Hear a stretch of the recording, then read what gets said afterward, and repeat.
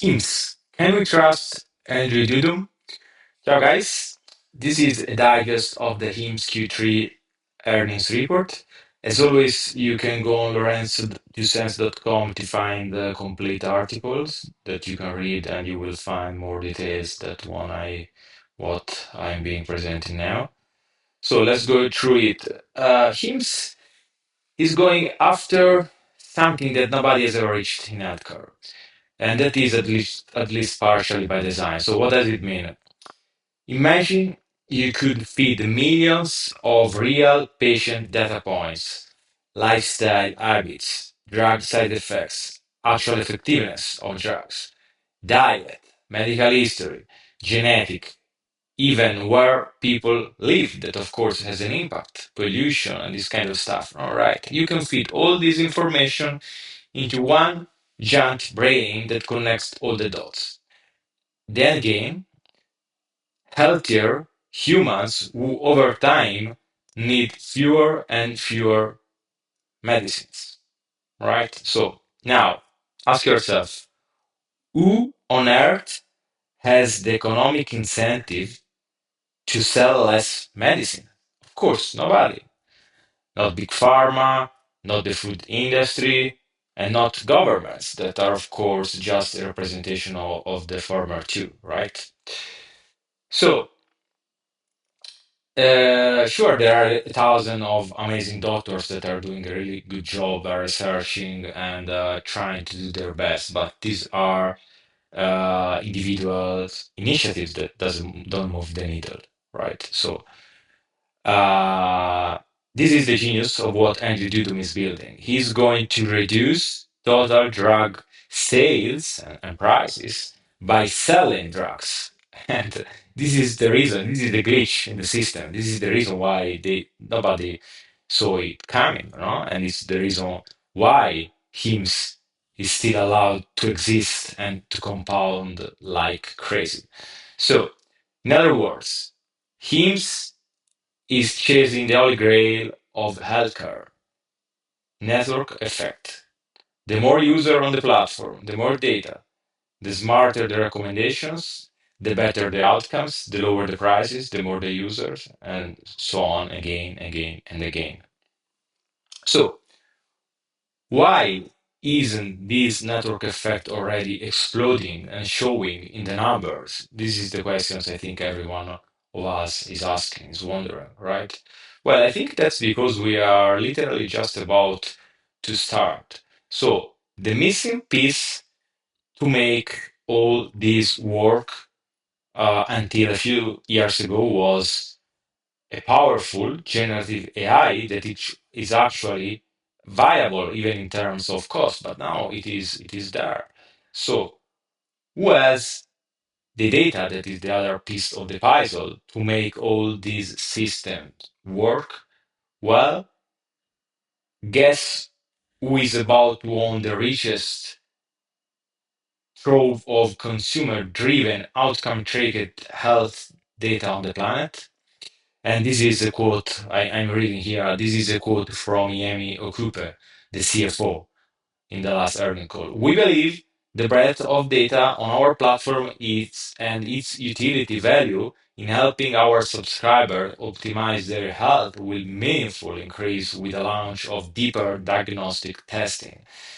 These can come in the form of data-driven treatment recommendations, chatbots, or AI-assisted tools such as nutritional coaches. We are already seeing early wins. So, lab testing for deep health insights, wearables for lifestyle data, medtech, medmatch, plus more AI features that will be introduced as the brain to organize, manage, and act on all these data. And in-house compounding facilities to produce whatever the brain says you actually need. Yeah, right? Do you see this pattern yet? Do you see the pattern yet? So this is from Andrew Dudum. Our goal is to one day help identify and manage risk associated with heart disease, metabolic disorder, degenerative diseases and cancer long before symptoms appear. We believe that combination positions HIMSS and hers to do what few others in healthcare can: turn data into tailored action for millions of people. This is the end call. It's clear. It's written there in plain English, right? So, and this flywheel of data needs to be constantly fueled. So new verticals keep coming, as we are seeing. Testosterone is only the latest one of the latest one. But you'll see many more. Menopause, heart makers, markers, sleep optimization, mental performance, and on and on. And then there is the king of all these vertical that I believe is the one making incumbents sweat. That's longevity vertical. That's the end game. This is about giving regular people access to therapies like peptides that have been locked for years behind a 10,000 a year concierge clinics or shady gray market sites. So big pharma never had an incentive to democratize them because the math only works at tiny volume and insane margins. And most of these, like take peptides, maybe they cannot even have any IP on it, no? So they cannot really make money. And HIMS is flipping the script. So produce them at scale in its own California peptide facility, crash the prices, and bundle them into the platform. And now you will be wondering, and what if the compounding network effect takes longer than expected to materialize, right? How long investors will be patient enough waiting for this? Well, I think that there is actually no problem here. It will happen. And while it happens, HIMS just passes the extra pennies back to consumers to keep the user growth engine roaring. So basically, as they scale, they get more efficient. They are just passing back these gains in terms of price decreases. So this is from Yemi Okupe again. By the end of 2026, we plan to fulfill the majority of compounded GLP-1 orders through our own internal facilities, an important milestone that we believe will accelerate our ability to lower pricing. Recently, our progress put us in a position to strategically reduce prices across compounded GLP-1 plans by as much as 20%. This is what HIMS has been doing so far, and this is what they will keep doing. Meaning, you crash the prices, you get more subscribers. So I understand this is not the long-term strategy, cannot be the long-term strategy. I mean, it can be, but I would like to see something more. But in the short term, for sure, it's something we want to keep happening because we need to reach the scale needed to make the network effect worse. Okay. Eventually, the product stops being medicines. So eventually, the product becomes a health optimization subscription that gets magically better and cheaper the bigger it gets, right? Together, I'm quoting from the earnings call again, together, these initiatives underscore the strength and potential of our platform and the power of our model, leveraging scale, data, and customer insights to continuously improve accessibility and customer experience, all without sacrificing quality. What could be a probable scenario here? Let's try to make an effort to imagine. One day, HIMS sells most medicine at close to cost as part of the subscription. 5% margin, whatever, very, very, very close to zero. As part of it, of the subscription, it offer, thanks to its data mode, the best proactive health service on earth to keep you healthy, actually.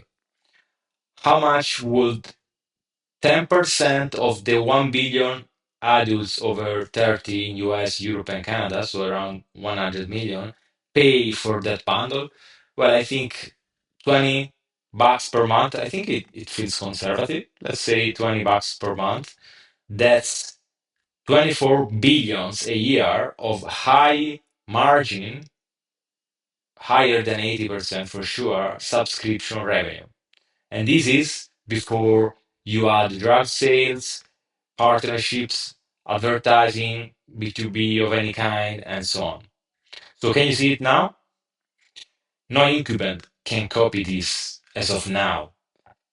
This is the innovator's dilemma on steroids, except for the fact, and there is a bit of hope here, consumers will capture almost all of the created value here. So, yes, if Andrew executes, he's playing for the chess. Which brings us to the only question that actually matters right now for an investor. Can we trust Andrew? Because when you listen to him and to Yemi, the picture looks a lot less ugly than the market is pricing.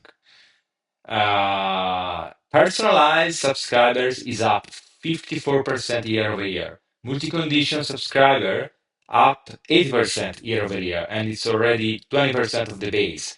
Excluding the deliberate transition away from on-demand ED pills, Viagra, this kind of stuff, subscriber growth was north of 40% year over year, basically double of the headline 22% number.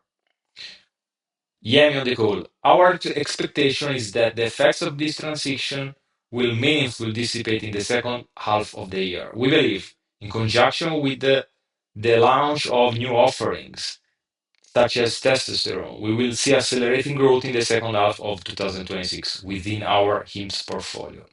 Translation: management is openly telling you that subscriber growth is bottoming right now and should reaccelerate in the second half of the next year. I think they must be being conservative here, right? I think this is actually the bottom. This is the chart of him subscriber growth year over year. We are around a bit above 20%. I think this may be the bottom here, right, guys?